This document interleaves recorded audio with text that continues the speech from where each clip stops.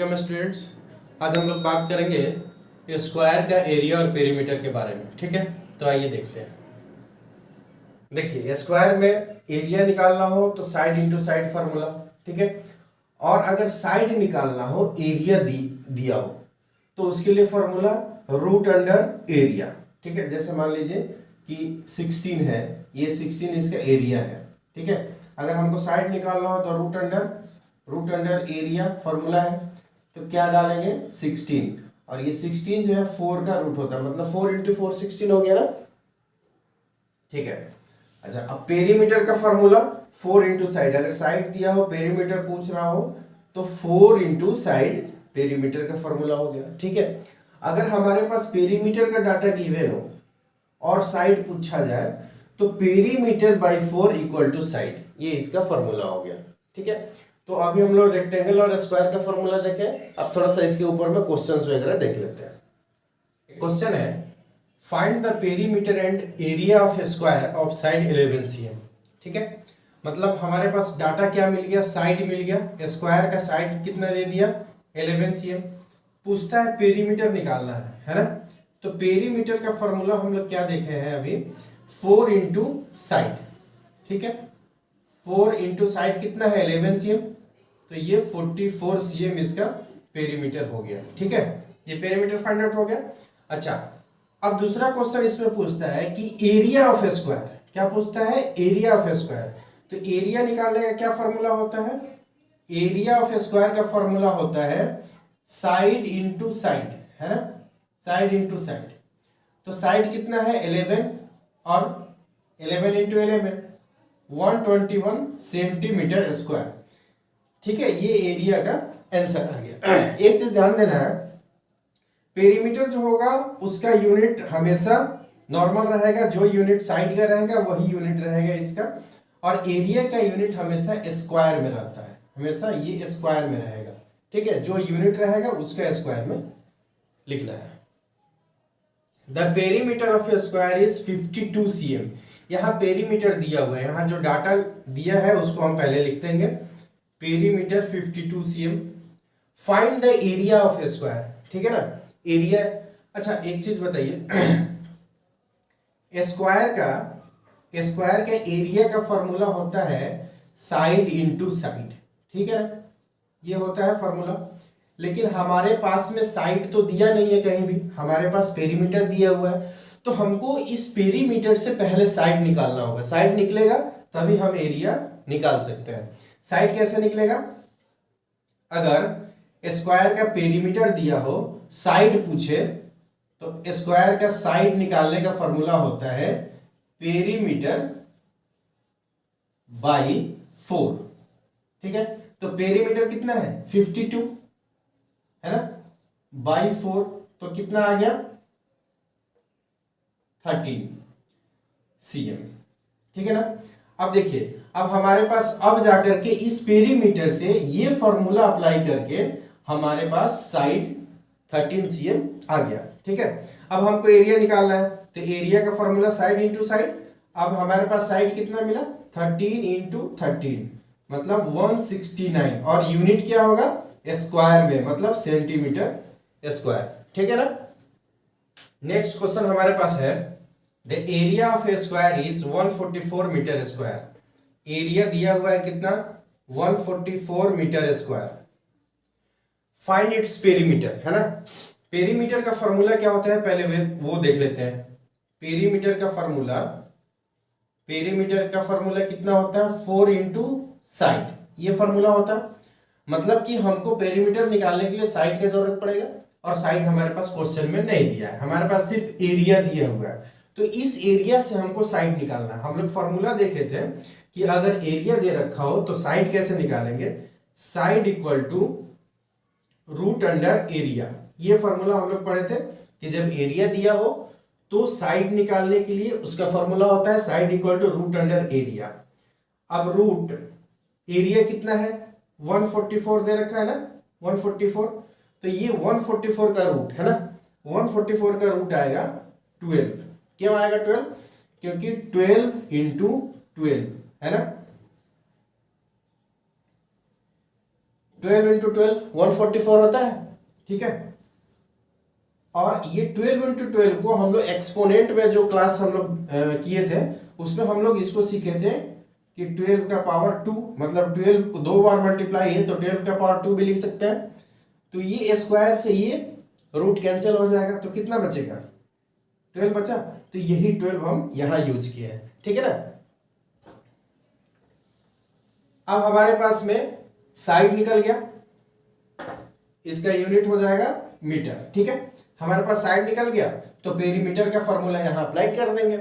Perimeter equal to 4 into side, 4 into side कितना आ गया, 12 मीटर, है ना, 48 मीटर। ये हमारा आंसर हो गया, ठीक है।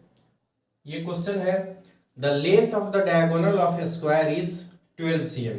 अब स्क्वायर का डायगोनल क्या होता है, ये मान लो आप स्क्वायर है तो इसका ये वाला जो पोर्शन होगा ये डायगोनल होगा और दूसरा डायगोनल ये वाला होगा। तो जैसे स्क्वायर में 4 साइड्स इक्वल होता है ना, ये साइड ये साइड ये और ये चारों साइड इक्वल होता है, वैसे ही डायगोनल भी स्क्वायर का इक्वल होता है, ठीक है। तो इसमें डायगोनल दे रखा है, हमारा डाटा क्या है, डायगोनल इक्वल टू 12 cm, ठीक है। Find its area. अच्छा, एरिया निकालने का फॉर्मूला क्या होता है, साइड इंटू साइड, ठीक है। और दूसरा पेरीमीटर भी पूछता है तो पेरीमीटर का फॉर्मूला 4 इंटू साइड, मतलब एरिया और पेरीमीटर दोनों भी निकालने के लिए हमको साइड का नीड पड़ेगा और साइड हमारे पास दिया नहीं है, ठीक है। लेकिन हमारे पास ये डायगोनल दे रखा है तो डायगोनल से हमको साइड निकालना होगा। कैसे निकालेंगे, देखिए एक फॉर्मूला है, आप नोट डाउन कर सकते हैं। Area of square equal to 1/2 into diagonal square, ठीक है।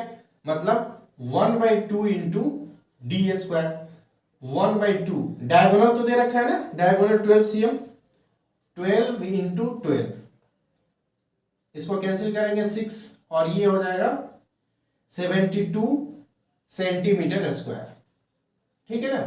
तो यहां से हमको एरिया निकल गया। तो जब एरिया निकल जाएगा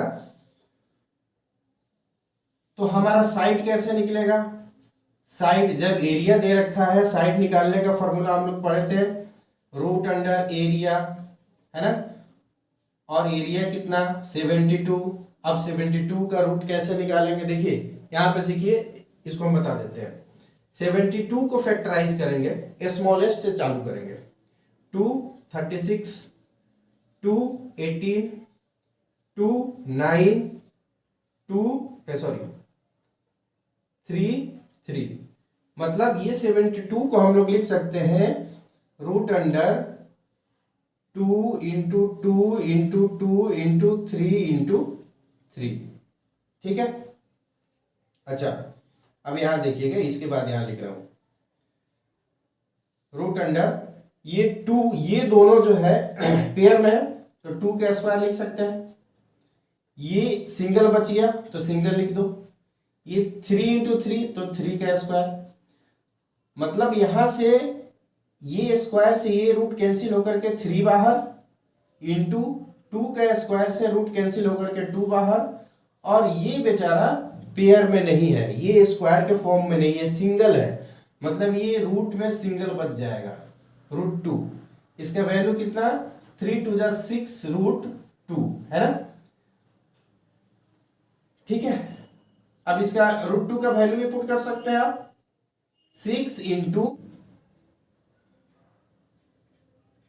ठीक है। तो यहां हमारा साइड निकल गया कितना, 8.46 cm, ठीक है ना, 8.46 हमारा साइड निकल गया। अच्छा, अब साइड, अब इसको यहां देख लेते हैं, ठीक है ना। तो यहां से हमारा साइड निकल गया, ठीक है। अब देखो यहां क्या पूछ रहा था, एरिया पूछ रहा था ना, तो जब डायगोनल दिया हो तो एरिया का एक ये वाला फॉर्मूला होता था, ठीक है। तो यहां से तो हमारा एरिया ऑलरेडी निकल चुका है, अब हमको यहां से निकालने की जरूरत नहीं है क्योंकि डायगोनल दिया था तो ये वाला से हमने एरिया निकाल लिया, ठीक है। अब हमको सिर्फ निकालना है पेरीमीटर, तो पेरीमीटर का फॉर्मूला क्या, 4 इंटू साइड है ना, 4 और साइड हमने कितना निकाला 8.46, इसको मल्टीप्लाई कर दो, आंसर आ जाएगा पेरीमीटर से, ठीक है ना। चलो अब देखते हैं next question. Perimeter of a square courtyard is 144 metre, मतलब पेरीमीटर हमारे पास पता हो गया 144 metre. Find the cost of cementing it at the rate of ₹5 per metre square. अच्छा, ये मीटर स्क्वायर जो है ये किसका यूनिट होता है, एरिया का यूनिट होता है ना, मतलब कि हमको पहले एरिया निकालना पड़ेगा, ठीक है ना। इसका ये जो रेट दे रखा है ना, ये रेट में यूनिट देखना है, क्या है ये मीटर स्क्वायर है, तो मीटर स्क्वायर एरिया का यूनिट होता है, मतलब इससे हमको पता चला कि हमको एरिया निकालना है। अच्छा, तो एरिया का फॉर्मूला क्या होता है, साइड इंटू साइड, ठीक है, ठीक है। तो हमको एरिया तो निकालना है, लेकिन उसके लिए फिर साइड भी नहीं पता है, तो साइड कैसे निकालेंगे।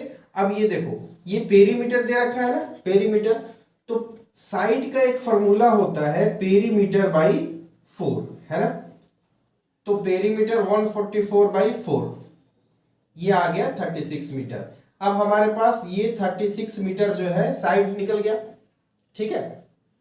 अब हम इससे इजिली एरिया निकाल सकते हैं, तो अब एरिया निकाल लेते हैं। एरिया इक्वल टू क्या फॉर्मूला था, साइड इंटू साइड, मतलब 36 इंटू 36,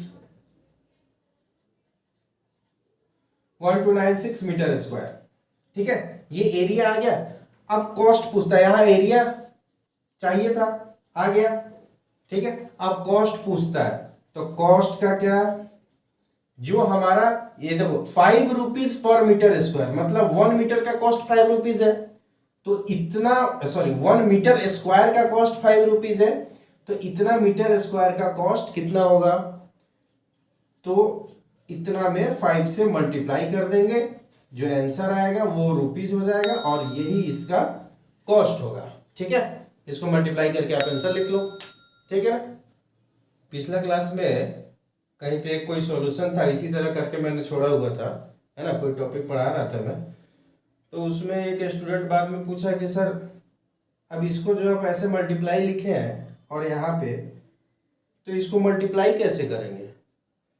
अब बताओ कि उसको मल्टीप्लाई करना सिखाएंगे तब तो हो गया, तो मल्टीप्लाई करना हम तो बच्चा क्लास में थोड़ी ना पढ़ा रहे हैं क्या, अब उसको तो मल्टीप्लाई पढ़ना होगा कहीं से, मल्टीप्लाई पढ़ के सीखेगा, सीखने के बाद में ना ये सब करेगा।